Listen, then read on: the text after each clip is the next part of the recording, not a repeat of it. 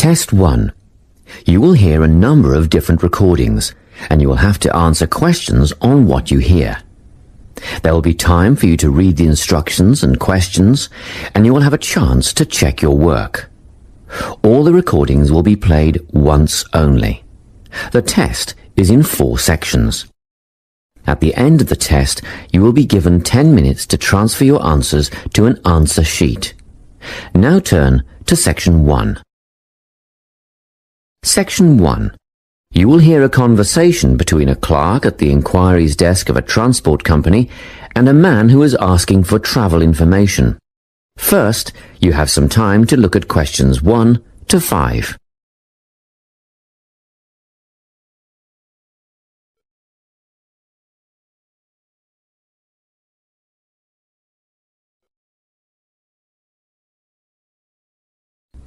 Now we shall begin. You should answer the questions as you listen, because you will not hear the recording a second time. Listen carefully and answer questions 1 to 5. Good morning, Travel Link. How can I help you? Good morning. I live in Bayswater and I'd like to get to Harbour City tomorrow before 11 a.m. Well, to get to Bayswater... No, I live in Bayswater. My destination is Harbour City. Oh, sorry. Right, so that's Bayswater to Harbour City. Are you planning to travel by bus or train? I don't mind, really. Whichever option is faster, I suppose. Well, if you catch a railway express, that'll get you there in under an hour. Let's see. Yes, if you can make the 9:30 a.m. express, I'd recommend you do that. Great. Which station does that leave from? Helendale is the nearest train station to you. Did you say Helensvale? No, Helendale. That's Helendale. What's the best way to get to the Helendale station, then? Well, hang on a minute while I look into that. Now, it seems to me that you have 2 options. Option 1 would be to take the 7:06 bus from the Bayswater Shopping Centre to Central Street. When you get there, you transfer to another bus which will take you to the station. Or the second option, if you don't mind walking a couple of kilometres, is to go directly to Central Street and get straight on the bus going to the train station. OK. Which bus is that? The 792 will take you to the station. I guess the walk will be good for me, so that might be the better option. What time do I catch the 792? There are 2 buses that should get you to the station on time. One just before 9 o'clock and one just after. But look, at that time of the morning it might be better to take the earlier one, just in case there's a traffic jam or something. The 8:55 is probably safer than the 9:05. Yeah, I don't want to miss the train, so I'll be sure to get on the 5 to 9 bus. Before you hear the rest of the conversation, you have some time to look at questions 6 to 10.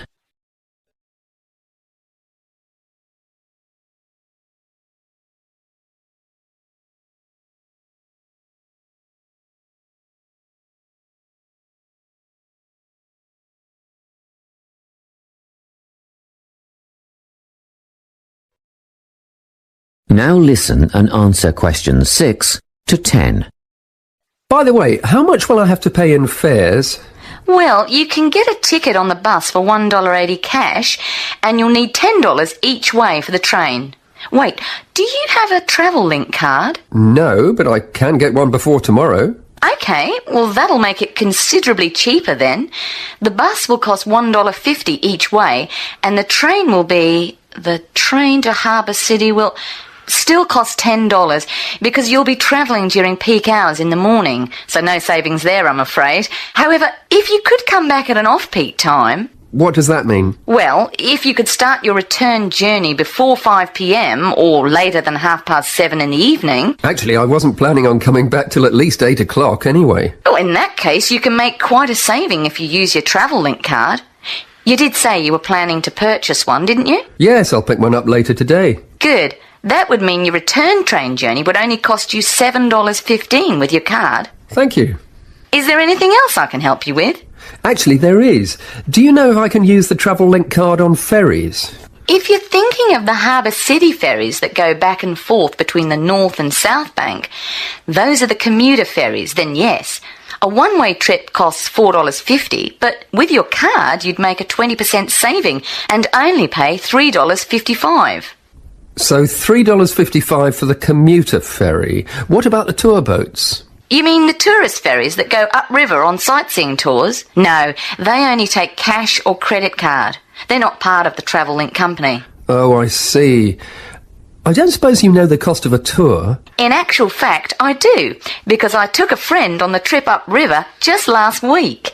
We decided on the afternoon tour, and that was $35 each, but I understand that you can do the whole day for $65. Thank you. You've been a great help. My pleasure. Enjoy your day out. That is the end of section 1. You now have half a minute to check your answers.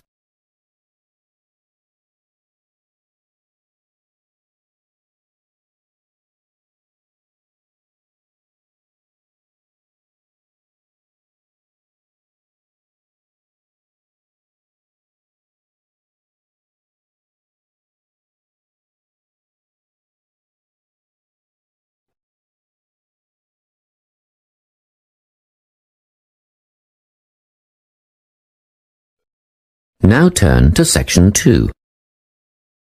Section 2. You will hear a guidance counsellor talking to a group of students. First, you have some time to look at questions 11 to 14.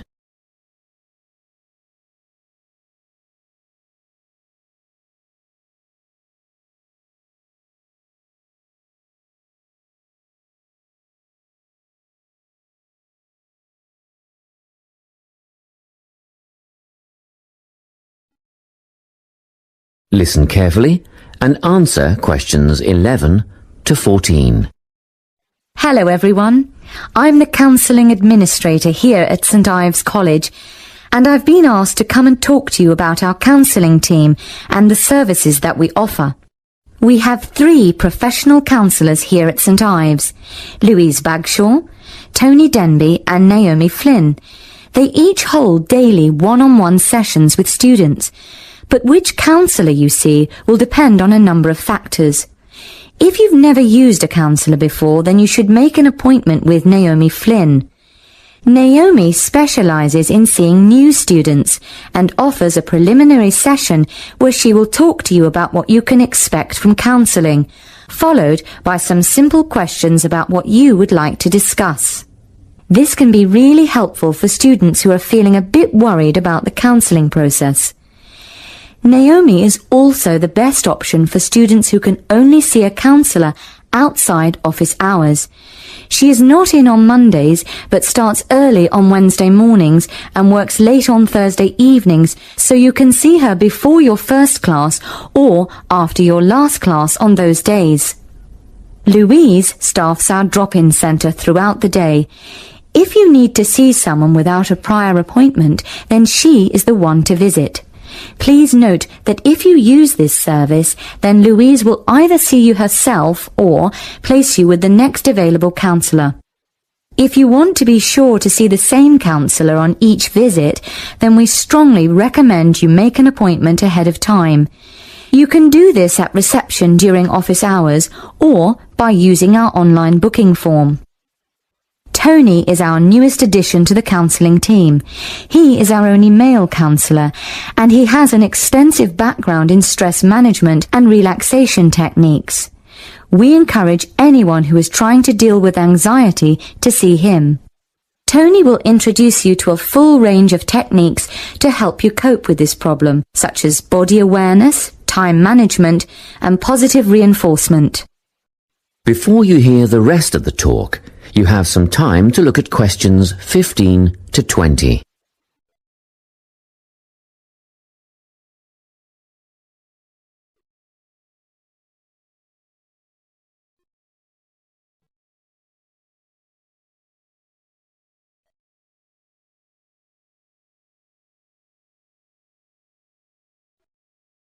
Now listen and answer questions 15 to 20. Each semester, the counselling team runs a number of small group workshops. These last for 2 hours and are free to all enrolled students. Our first workshop is called Adjusting. We've found that tertiary education can come as a big shock for some people. After the structured learning environment of school, it is easy to feel lost. In this workshop, we will introduce you to what is necessary for academic success.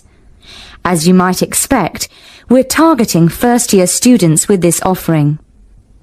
Getting organised follows on from the first workshop. Here, we're going to help you break the habit of putting things off, get the most out of your time, and discover the right balance between academic and recreational activities. With Getting Organised, we're catering to a broader crowd, which includes all undergraduates and postgraduates. Next up is a workshop called Communicating. The way people interact here may be quite different to what you're used to, especially if you've come from abroad.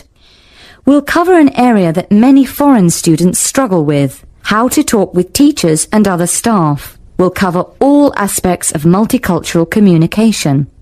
International students tend to get a lot out of this class, so we particularly encourage you to come along. But I must say that sometimes students from a local background find it helpful too, so everyone is welcome.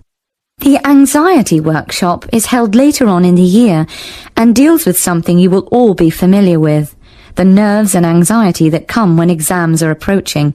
Many students go through their entire academic careers suffering like this, but you don't have to. Come to this workshop and we'll teach you all about relaxation and how to breathe properly, as well as meditation and other strategies to remain calm.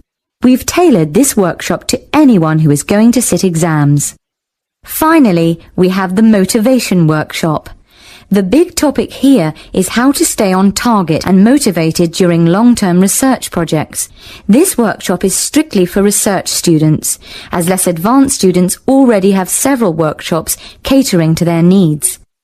Well, that's it. Thanks for your time. If you have any questions or want more information about our services, do come and see us at the counselling service. That is the end of section 2. You now have half a minute to check your answers.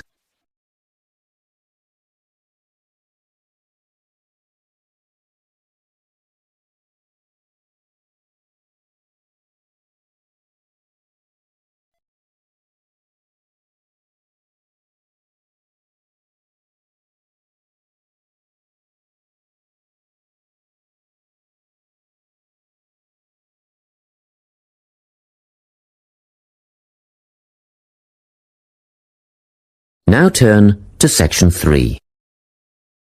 Section 3. You will hear a conversation between a tutor and 2 students who are preparing for an English literature test. First, you have some time to look at questions 21 to 24.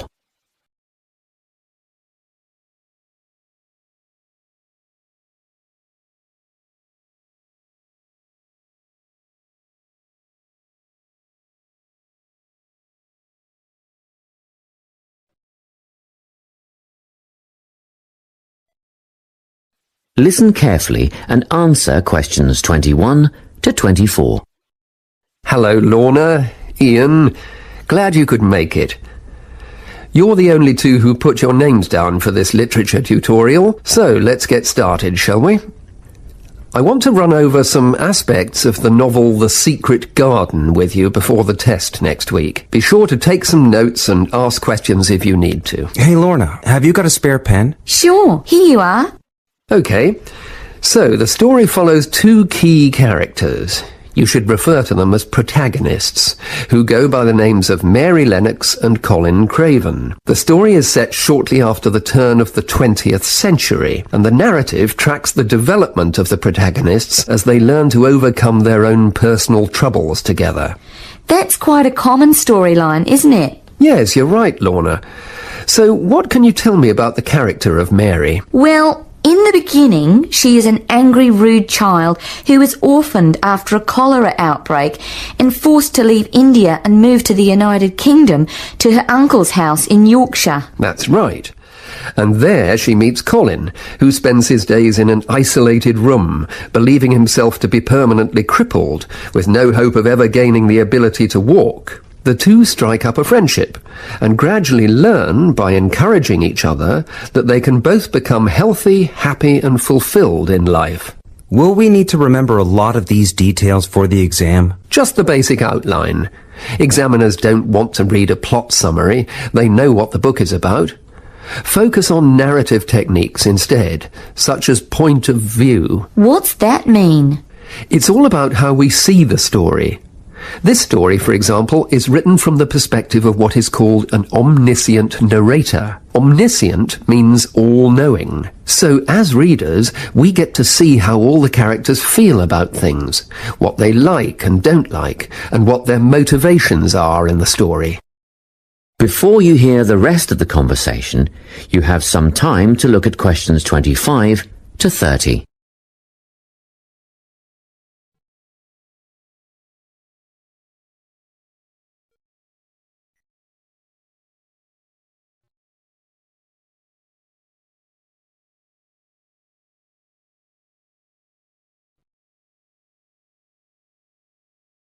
Now listen and answer questions 25 to 30. Won't it be hard to write a technical analysis? After all, it's a kid's book. Well, it was initially pitched at adults, you know. But over the years it has become seen as a more youth-orientated work. And you're right in a sense. The simple vocabulary and absence of foreshadowing make the story very easy to follow and ideally suited for children. But that doesn't mean there isn't much to analyse. Look at the symbolism, for instance. Symbols are things, right? Material things like objects that stand for abstract ideas. Absolutely, yes. And the author uses many of them. There's the robin redbreast, for example, which symbolises the wise and gentle nature that Mary will soon adopt. Note that the robin is described as not at all like the birds in India. Roses are used as well, as a personal symbol for Mistress Craven. You'll see they're always mentioned alongside her name, and Mistress Craven's portrait can also be interpreted as a symbol of her spirit. Are symbols just another name for motifs? No, motifs are a bit different. They don't have as direct a connection with something the way that a symbol does. Motifs are simply recurring elements of the story that support the mood. Are there any in this novel? Yes, two very important ones. The Garden of Eden is a motif. It comes up a few times in connection with the garden of the story. And then you've got the role that secrets play in the story. In the beginning, everything is steeped in secrecy, and slowly the characters share their secrets, and in the process move from darkness to lightness, metaphorically, but also, in the case of Colin, quite literally. His room in the beginning has the curtains drawn, and he appears at the end in the brightness of the garden. Anything else we need to know about? Yes. Nearly all novels explore universal concepts that everyone has experienced. Things like love, family, loneliness, friendship. These are called themes. The Secret Garden has a few themes that all centre on the idea of connections. The novel explores, for example, the way that health can determine and be determined by our outlook on life. As Colin's health improves, so too do his perceptions of his strength and possibility. The author also examines the link between our environment and our physical and emotional prosperity. The dark, cramped rooms of the manor house stifle the development of our protagonists. The garden and natural environments allow them to blossom, just as the flowers do. Finally, this book looks at connections between individuals, namely Mary and Colin. This necessity of human companionship is the novel's most significant theme, because none of their development as individuals would have occurred without their knowing each other. Well, that about sums it up, I think. That's a great help, thanks. Yes, thanks very much. That is the end of section 3. You now have half a minute to check your answers.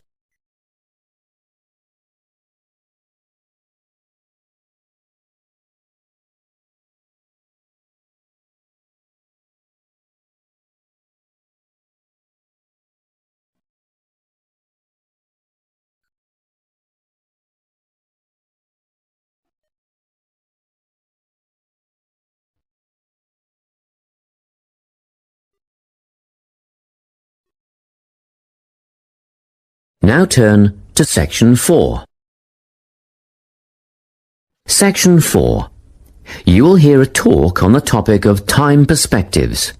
First, you have some time to look at questions 31 to 40.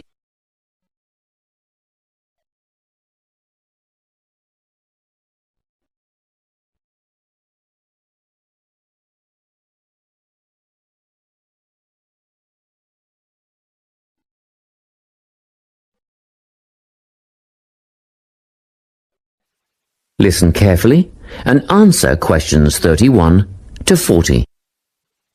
Today, I'm going to be talking about time.